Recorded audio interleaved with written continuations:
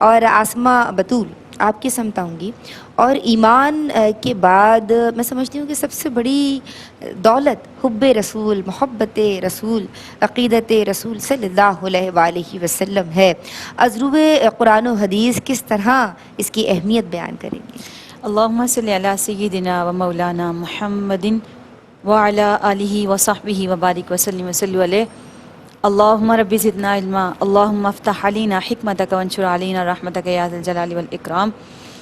بسم اللہ الرحمن الرحیم. قل ان کنتم تحبون اللہ فاتبعونی یحببکم اللہ ویغفر لکم ذنوبکم. صدق اللہ العظیم و صدق رسولہ النبی الکریم.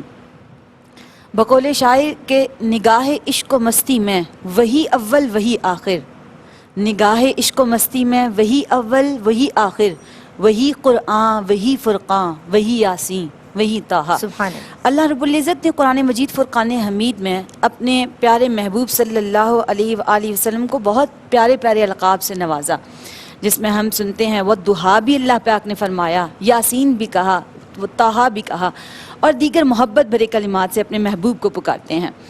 تو جب جو یہ آیت مبارکہ بھی میں نے تلاوت کی، اللہ رب العزت نے فرمایا بسم اللہ الرحمن الرحیم کہ قل، اے محبوب آپ فرما دیجئے، ان کنتم تحبون اللہ، کہ اگر تم اللہ سے محبت کرنا چاہتے ہو، کرتے ہو تو فتبعونی، تو اے محبوب آپ ان سے فرما دیجئے کہ میری پیروی کریں. یحببکم اللہ، تو اللہ تمہیں محبوب رکھ لے گا. یعنی یہ اس دور کی بات ہے کہ جب کفار یہ دعویٰ کرتے تھے کہ اللہ رب العزت ہم سے محبت کرتے ہیں اور ہم اللہ سے محبت کرتے ہیں، تو اس وقت اللہ رب العزت نے اس آیت مبارکہ کو نازل فرمایا. اس کے پس منظر میں اگر جائیں تو ہمیں یہ پتہ چلتا ہے کہ پھر اللہ رب العزت نے فرمایا نہیں، میری بارگاہ تک اگر رسائی چاہتے ہو، میری بارگاہ میں پہنچنا چاہتے ہو، میری بارگاہ کا سیٹ کرنے والا خود اللہ ہے. سیٹ کر دیا ہم اللہ کون رب ہوتے ہیں؟ العزت. بے شک. تو اللہ پاک نے فرمایا کہ اگر میرا تم قرب حاصل کرنا چاہتے ہو تو اے محبوب آپ ان کو فرما دیجئے فتبعونی، کہ آپ میری پیروی کریں. یحببکم اللہ، تو اللہ تمہیں محبوب فرمائے گا. یعنی اگر ہم رسول اللہ صلی اللہ علیہ وآلہ وسلم کی بارگاہ سے محروم ہیں تو اللہ پاک نے ہمیں منع فرما دیا کہ پھر تم میری بارگاہ میں بھی رسائی حاصل نہیں کر سکتے. پھر اسی طرح اگر ہم حدیث مبارکہ کی طرف دیکھیں تو نبی پاک صلی اللہ علیہ وآلہ وسلم نے فرمایا کہ جس کے اندر یہ 3 خصلتیں ہوں گی وہ ایمان کی مٹھاس کو پالے گا.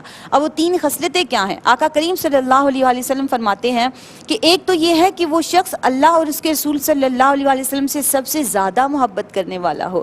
دوسرا یہ ہے کہ وہ اللہ کو اپنی تمام، یعنی وہ جس شخص سے محبت کرتا ہو اللہ کی خاطر کرتا ہو، اور پھر وہ کفر میں واپس جانا بالکل اسی طرح ناپسند کرتا ہو کہ جس طرح اس کو آگ میں ڈالا جائے اور وہ اس کو ناپسند کرے.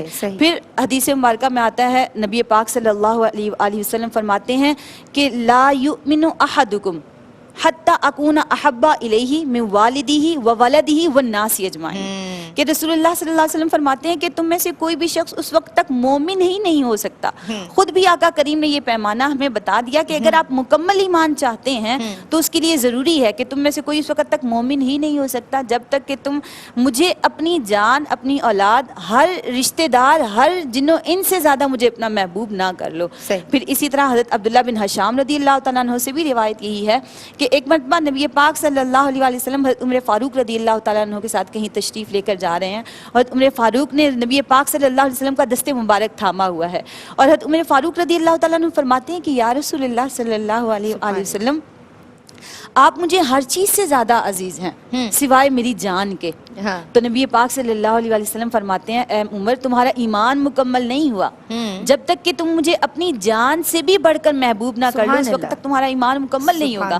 تو قربان جائیں حضرت عمر فاروق رضی اللہ تعالیٰ عنہ کی محبت پر کہ وہ یک لخت جواب دیتے ہیں کہ یا رسول اللہ صلی اللہ علیہ وآلہ وسلم، آپ مجھے میری جان سے بھی بڑھ کر عزیز ہیں، ہر چیز سے کے علاوہ مجھے آپ اپنی جان سے بھی بڑھ کر عزیز ہیں. تو حضور فرماتے ہیں کہ فقد استکمل الایمان، کہ اے عمر تمہارا ایمان اب مکمل ہو گیا. سبحان اللہ. تو یعنی ایک پیمانہ نبی پاک صلی اللہ علیہ وآلہ وسلم نے سیٹ فرما دیا کہ اگر تم میری بارگاہ تک پہنچو گے تو میں اللہ کی بارگاہ میں تمہارے لیے کچھ نہ کچھ سفارشات کے پیش کر سکتا ہوں، کچھ نہ کچھ سوال کر سکتا ہوں. پھر اسی طرح حضرت عائشہ صدیقہ رضی اللہ عنہا کی بھی حدیث مبارکہ ہے کہ وہ فرماتی ہیں کہ ایک صحابی حضور کی بارگاہ میں آئے اور وہ حضور سے کہتے ہیں کہ یا رسول اللہ صلی اللہ علیہ وسلم میں آپ سے بہت محبت کرتا ہوں، میں اپنے اہل و عیال، اپنی جان، اپنے مال، ہر چیز سے بڑھ کر آپ سے محبت کرتا ہوں، جب میں اپنے گھر جاتا ہوں تو تب بھی میں بے چین رہتا ہوں، حتیٰ کہ میں واپس آ کے آپ کی زیارت نہ کر لوں، لیکن مجھے ایک چیز سے پریشانی ہوتی ہے کہ جب آپ ظاہراً وصال فرما جائیں گے اور پھر آپ جنت میں جائیں گے، پھر انبیاء کرام علیہم السلام کے ساتھ آپ کی بیٹھک ہوگی، آپ کا ٹھکانہ ہوگا، اور جب میں بھی جنت میں جاؤں گا تو پھر کیا میں بھی آپ کے پاس آ سکوں گا؟ کیا میں بھی آپ کی زیارت کر سکوں گا؟ کیونکہ آپ تو انبیاء کرام کے ساتھ موجود ہوں گے۔